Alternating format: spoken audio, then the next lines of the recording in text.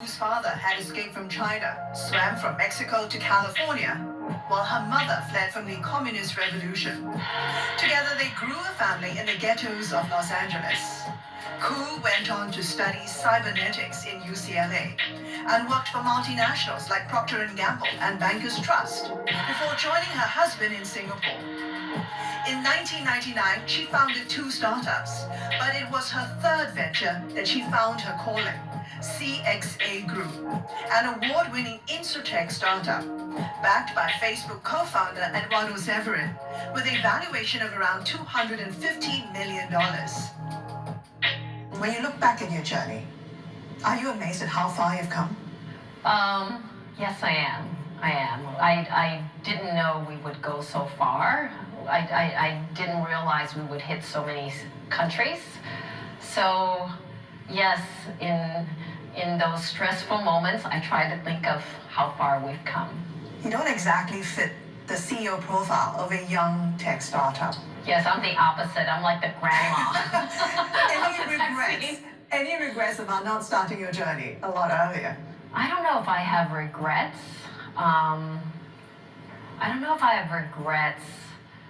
About that. I have more regrets about how we execute and not moving faster. So I actually think, I believe in destiny. There's a time and place for everything. So everything that I've done led me to here. I didn't know that. It's only when you look back that you find out, okay, all your jobs prepared you for this. So I think there's a time and place for everything. But luckily, 75 people who used to work for me before came to work for me again. That's amazing. Not just from the last company, but from the last few companies. So I think because, and a lot of them are women, because we were very flexible about hours and accommodating, our employees through births, divorces, parents, all of that, they come back. After investing so much time and money into the company, into the business, building it up, do you ever worry that you might lose it all?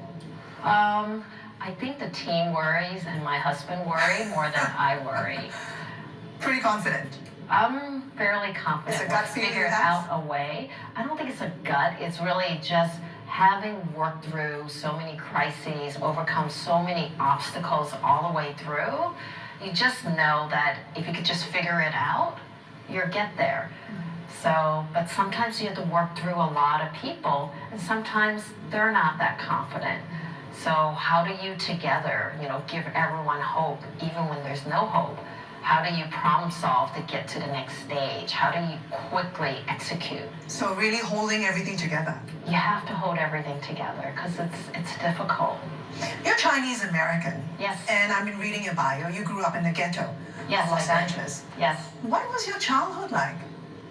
Well, so one night I woke up and middle of the night because my mom has to bus to a restaurant to work, and all I heard her say was, next time he approaches me, he's gonna get it, right? And I see my mom putting a machete into her purse. So that, and during the Watts riots, I still remember my dad outside, nighttime, all the helicopters. He's there with the police keeping the rioters away. And my 2 sisters from China who just arrived running home because they were burning down buildings. So we grew up, That's a tough childhood you had to go through. But you don't know any better. You just think that's what childhood is. Well, how do you survive the tough neighborhood? I learned to run really fast. And then I wasn't bullied as much. I used to be bullied and beaten up, but once you learn to run really fast, they can't catch you. So you survived a tough neighborhood, yes. And eventually along the way made it to UCLA. Do yes. you think your tough childhood, your tough experiences has really shaped the entrepreneur you are today? Yes, because it's made you more resilient. Well, what's failure versus disfigurement or dismemberment, right? So it's all relative, yes, right? It's all relative. It's like, who cares about saving face, right? It's like, you're not going to beat me up, right? So you're not going to rob me, so it's really different. And because I've taken such hard jobs, I know I can overcome whatever obstacle there is at every single job. So my first job out of college, I was a factory manager for 33, mostly men in their 40s and 50s, and I was 21, right? So how do you overcome, being a bad leader at 21? So yeah, it's always about improving and getting better. You've always said you felt like an outsider. Yes. And yes. in some ways, you say Yes. that's been your greatest strength. Yes. How yes. so? So when you're the only non-black in a black neighborhood, right, you're a complete outsider. You're the bottom of the totem pole. When I went to Iowa, I was the first Asian they met up close and the first Asian to work in that factory. So I was totally the outsider. So you have to learn to adapt. And you have to learn to listen and observe and figure things out, because you don't want to be beaten up and you don't want to be just a substitute teacher managing all these men who are making fun of you, right? So yeah, you have to learn to adapt and lead. So just for the record, how many times were you beaten up? 3 times before I just learned to run much faster. So as the CEO of your third startup, CXA, what kind of leader are you? What style do you practice? I try to be inspirational. I don't know if I succeed. You laugh when you say that. I know. So I'm very hands-on. And we try to align all the leadership so that we move in tandem. But I hate politics, I hate bureaucracy, I hate people who are toxic, What do you mean toxic?